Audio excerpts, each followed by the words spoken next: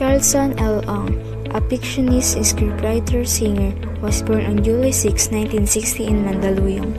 He obtained an AB in psychology from the University of the Philippines in 1977 and currently teaches literature and creative writing under UP's Department of English and Comparative Literature. Charleston Ong is one of the most prolific authors in the Philippines. He has published 4 collections of short fiction and 3 novels. With this, his part 1, White Lady, Black Rice. He has won the National Book Award for both short fiction and the novel.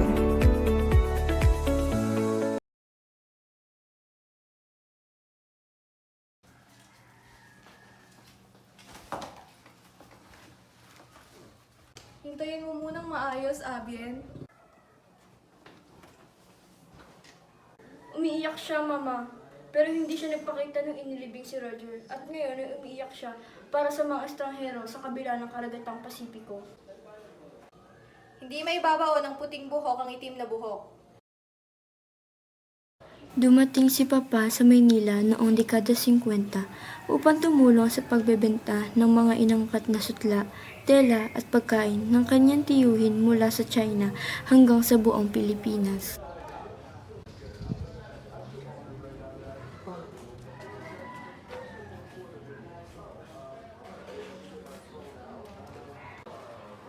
Tama ba rin?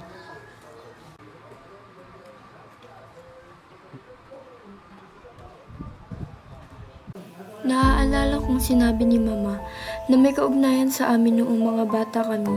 Minsan kung paano inaresto si Papa ng ilang masigasig na komunistang kabataan nang bumalik siya sa amoy noong 1949 sa gitna ng kaguluhan sa digmaang sibil upang subukang ilabas si Lola.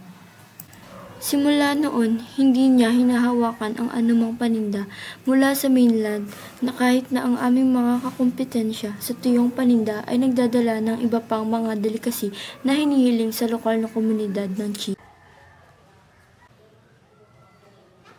Papa, may bibigay ako sa'yo.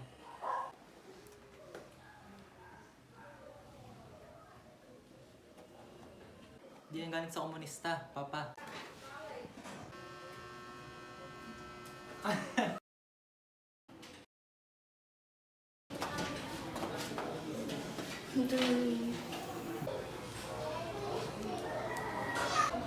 Ano pa?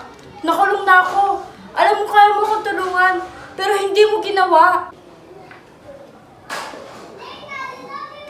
Ano pa? Talagang wala kang pakialam? Xiaomei, tumigil ka nga! Huwag mo sigawan ang papa mo!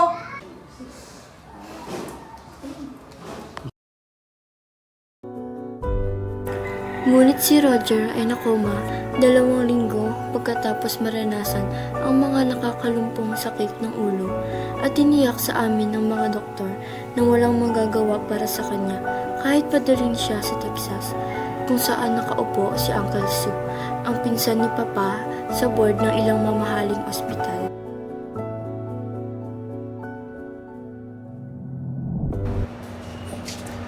Saan nalagay niya to? Kahit saan pa siya dalhin na ospital, kahit sa Amerika pa, wala nang makalungis para magpapatid sa kanya.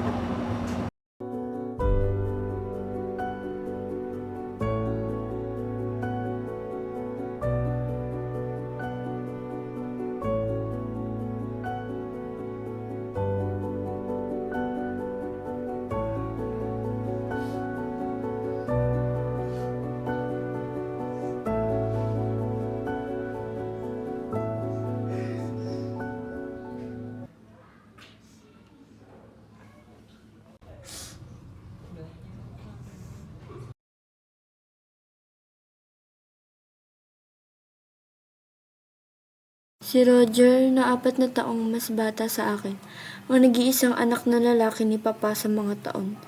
Ito ay isang kagustuhan para sa mga lalaking tagapagmana sa mga inchik na dati ay nakakaabala din sa akin. At sinubukan kong hanapin ang karaniwang dahilan sa aking mga naunilang magulang.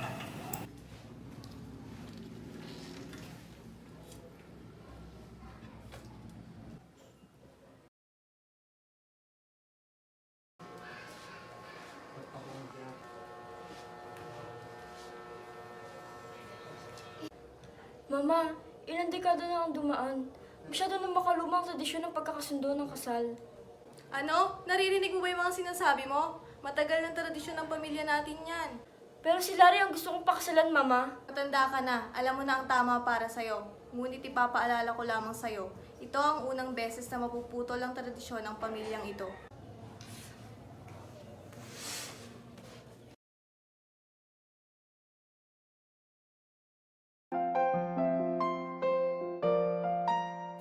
Mahigit isang taon ko nang kilala si Larry mula na makilala siya sa isang panimulang sesyon sa Transcendental Meditation at naging kami.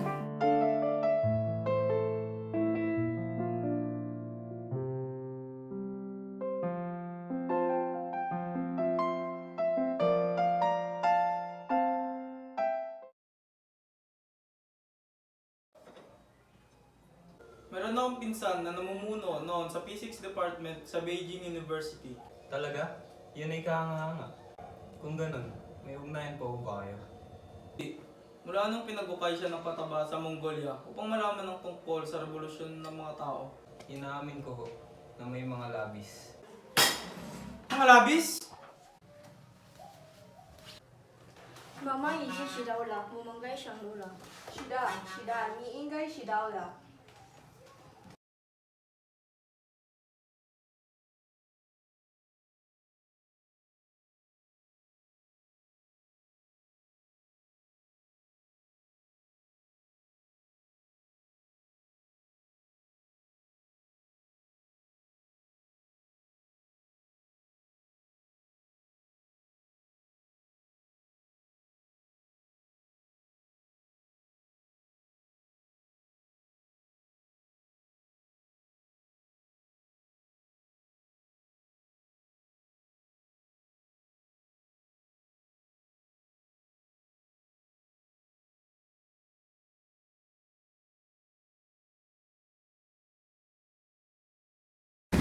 Tinanggalan ko sila ng liwanag sa buhay, Larry. Halika Simon, alam na nila ang sitwasyon natin. Malapit na tayo magpakasal. Naghintay lang sila na may mag-alis na liwanag sa buhay nila nung mamatay si Roger at ginawa ko iyon. Iba na ang mararamdaman mo pagkatapos natin ikasal. Magkakaanak tayo at magkakaroon sila ng mga apo na pagkakabalahan. Hindi, Larry. Hindi ko sila mabibigyan ng apo. Ano? Nawala ang lahat nang mamatay si Roger. Hindi mo ba nakikita? Yun lang ang dahilan kung bakit hinahayaan nilang mangyari ito. Wala silang pakialam. Hindi na nila binibigyang pansin ng mga ginagawa ko. Pasensya ka na. Pasensya ka na patungkol sa tatay mo. Kasalanan ko yung lahat. Hindi pinili niyang maging ganoon. Yung mga peklat sa pisngi niya, paano niya nakuha yun? Hindi ko alam. Mukhang may umiwas sa mukha niya nung nasa China siya. Tinurture ba siya nun? Hindi ko alam. Hindi niya naman ako sinasabihan ng tungkol sa kanya. Hindi niya kailanman ako kinausap. Mahal kita Simon. Kahit ano pang mangyari mula ngayon. Ano ang mga ito, Larry? Hindi mo sinasabi sa akin ng tungkol dyan. Ano pa nga bang mga yan? Ano? Love bites. I like your dad. Yeah? So do I. Alam mo, hindi ka talaga makapagpatawad. Meron akong napanaginipan. May hinila akong lalaki at kinati ko siya sa daan. Pero hindi yun bangungot. Isang kaaya-ayang panaginip. Medyo kaaya-aya.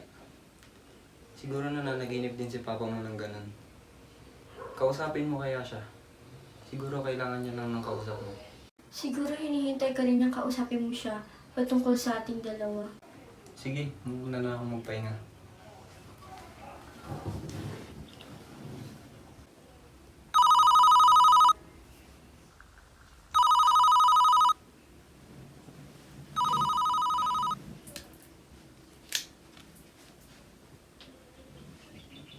Opo, nakauwi naman po kami ng maayos.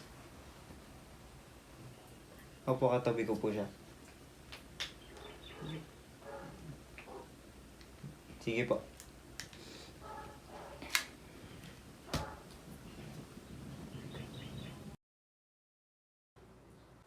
Papa, mag-usap tayo, parang awa niyo na. The Book of Job. Ito ang bagay na dapat basahin ng sino man. Alamin mo at magkakaroon ka ng kaalaman na kailangan mo Pa, hindi ka pwedeng umalis. Ikakasal na ako. Kailangan mo akong pakawalan. Parang awa niyo na. Huwag mo ko lapastanganin. Ipagpaumanin niyo na. Pero bakit niyo ito ginagawa? Tapos na ang buhay ko dito sa lupa at kailangan ko ng mabuhay para sa Panginoon. Anong balak mong gawin? Ipangalan ng ebanghelyo sa Tiananmen Square? Dapat magbalik loob ang China. Dapat tanggapin ng China ang Panginoon para sa ikaluluwalhati ng ating lahi. Papa, parang awa niyo na. Hindi mo na ako kailangan, Xiao Mei. Matanda ka na. Alam mo na ang tama para sa'yo. Hindi ka pa nang imbita ng mga kaibigan mo sa kasal.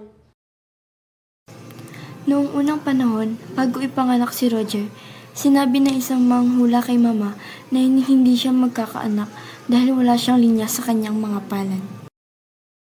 Pero nandito ako, ipinanganak ako. Hindi ka kabilang. Ang mga babae hindi lumilitaw sa linya ng palad. Para saan pa? Dapat nakinig ka sa mga matatanda, Ama. Ipinamigay o inilunod mo sana ako sa ilog noong sanggol pa lamang ako. Maaaring napigilan pa nito ang maagang pagkamatay ni Roger. Alam ko kung anong sinasabi nila. Masyadong malakas ang karma ko. Hindi ako magkakaroon ng kapatid na lalaki. At hindi ako magkakaroon nito kung hindi dahil sa alay ni Mama sa Bathala. Hindi ko na maririnig yan ulit sa'yo, Xiao Mei. Hindi na ako magkakaroon ng anumang masamang usapan sa loob ng pamamahay ko. Inihag sa akin ng Panginoon ang kanyang puso at ako ay mananatili sa kanya. Paumanhin. Ang uwan ay mabuting tao. Ang mga matatandang lalaki ay gumagawa ng mas maayos na asawa. Sila ay responsable at nagmamalasakit. Hindi, Papa. Nagsinungaling ako. Walang kasalang magaganap. Hindi ko papakasalan si Larry. Ano? Hindi ko siya papakasalan, Papa. Wala naman talagang namamagitan sa aming dalawa. Ano bang sinasabi mo?